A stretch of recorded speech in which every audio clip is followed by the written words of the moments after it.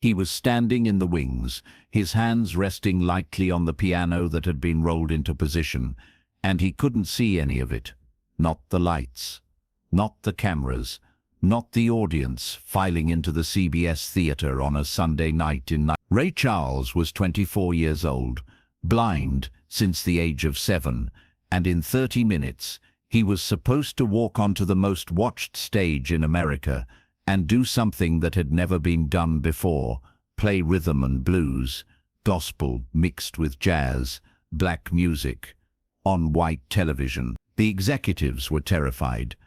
The sponsors were threatening to pull out, and Ed Sullivan, standing in his office with a phone pressed to his ear, was being told in no uncertain terms that if he put Ray Charles on that stage, the show would be destroyed. What he decided in the next 10 minutes would change the history of American music, and possibly end his career.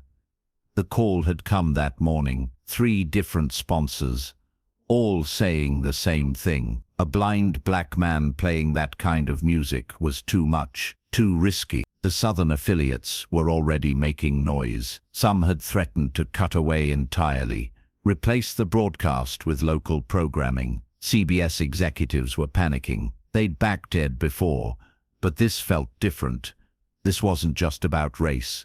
This was about respectability, about what was acceptable in American living rooms. Ray Charles played music that sounded like it belonged in churches and juke joints, not on family television. And the fact that he was blind made it worse, they said, made it too uncomfortable, too much pity mixed with too much fear. Ed Sullivan listened to all of it, sat at his desk, while men in suits explained the financial consequences, the potential boycotts, the advertiser exodus, the station blackouts. They weren't asking him to cancel. They were telling him Ray Charles couldn't go on. Find someone else, someone safer, someone white. Ed thanked them for the call, hung up, and sat in silence for a long moment, staring at a photograph on his desk. It was from 1948, the first year of his show. He looked younger in the photo, less weathered, but his eyes had the same expression they had now, stubborn, unmovable. He picked up the phone and called the control room. Ray Charles performs tonight. No changes.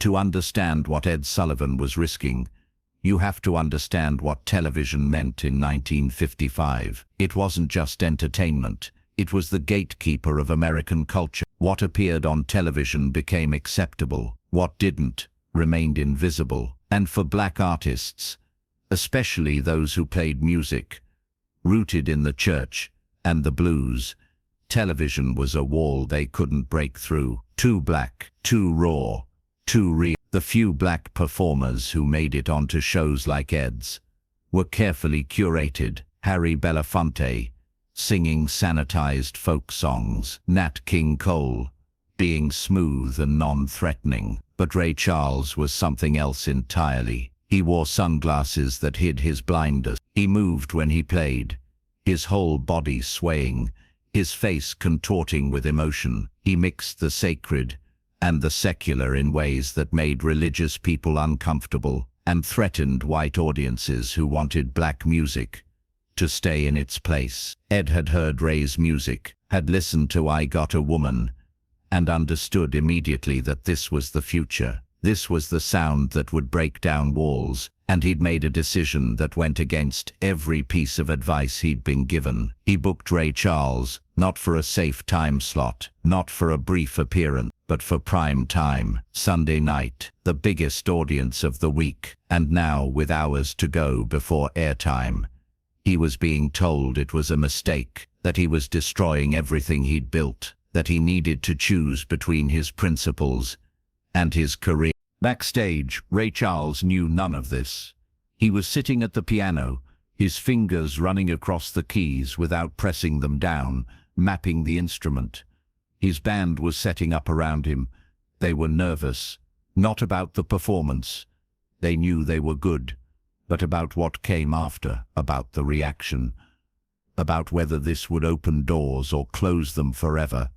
Ray's road manager had pulled him aside earlier, told him about the protests, about the stations threatening to cut away, about the very real possibility that millions of Americans would never see this performance because their local stations would refuse to air it. Ray had listened, nodded, and said, "Then we play for the ones who do see it. We play like it's the last time." Ed Sullivan walked backstage 20 minutes before airtime, found Ray at the piano. The two men had met briefly during rehearsal, but this was different. The weight of what was about to happen hung in the air. Ed approached. Ray turned his head toward the sound of footsteps. "Mr. Sullivan." Ed stopped a few feet away. "Ray, I want you to know something. There are people who don't want you here tonight. Important people. Powerful people. They've told me that putting you on this show is a mistake." Ray's face was unreadable behind his dark glasses. Ed continued, "I'm telling you this because you deserve to know what you're walking into, but I'm also telling you this. I don't care what they think. You're performing tonight, and you're performing exactly the way you want to perform." Ray was quiet for a moment. Then he smiled, a genuine smile that transformed his face. "You putting your neck out for me, Mr. Sullivan?" Ed didn't hesitate. "I'm putting my neck out for what's right. There's a difference." Ray stood, extended his hand. Ed took it. The handshake lasted longer than it should have. Two men from completely different worlds, making a silent pact. When Ray sat back down at the piano, his posture had changed, straighter, more confident. He knew what this meant, and he wasn't going to waste it. The show started the way it always did. Ed's stiff introduction, the familiar format, but anyone watching closely could see he was different tonight, more serious, more deliberate. And when he introduced Ray Charles, his voice carried an edge. "Ladies and gentlemen, we have someone very special tonight. His name is Ray Charles. Some of you may not have heard of him yet, but you will. He's going to change music. He's going to change the way we think about music, and I'm honored to have him here." The audience applauded, polite, uncertain. They didn't know what was coming. Ray walked onto that stage with his hand on his road manager's arm.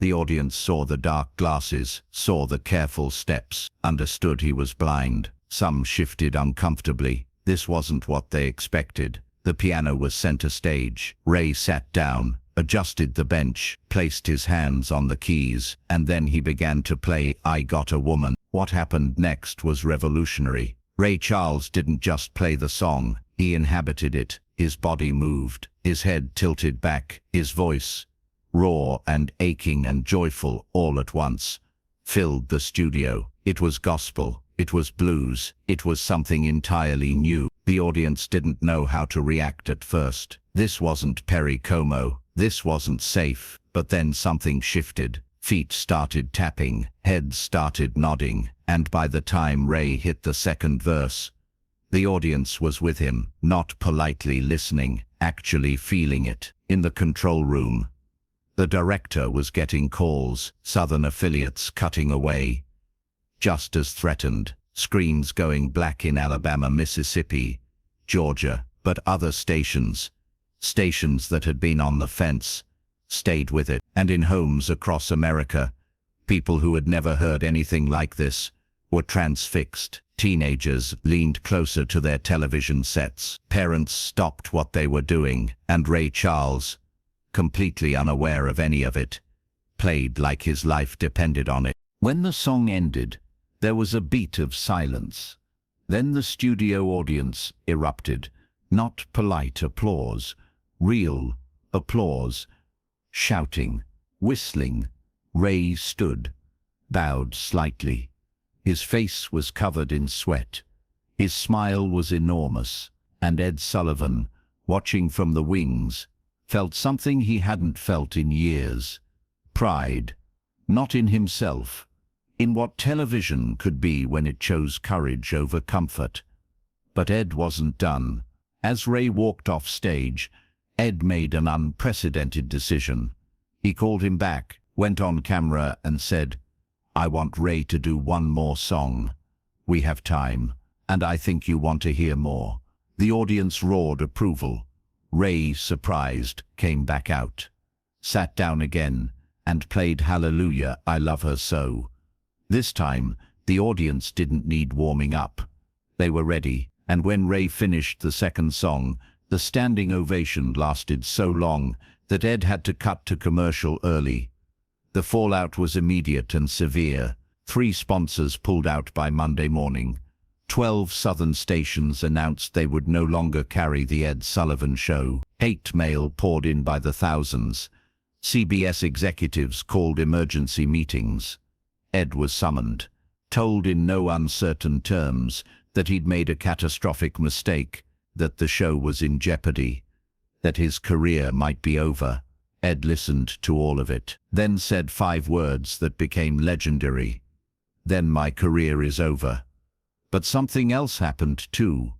Record stores were flooded with requests for Ray Charles albums. Radio stations, even in the South, started playing his music. Young musicians, black and white, saw that performance and understood that the rules were changing.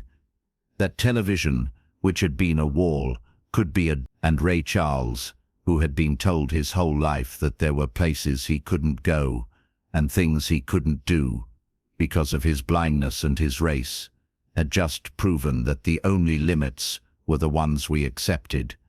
Within 6 months, the sponsors came back, the stations came back, not because they'd changed their minds, but because audiences demanded it, because Ray Charles had become too big to ignore. And the Ed Sullivan Show, rather than being destroyed, became known as the place where barriers were broken, where Elvis moved his hips, where the Beatles made their American debut, where culture shifted on live television.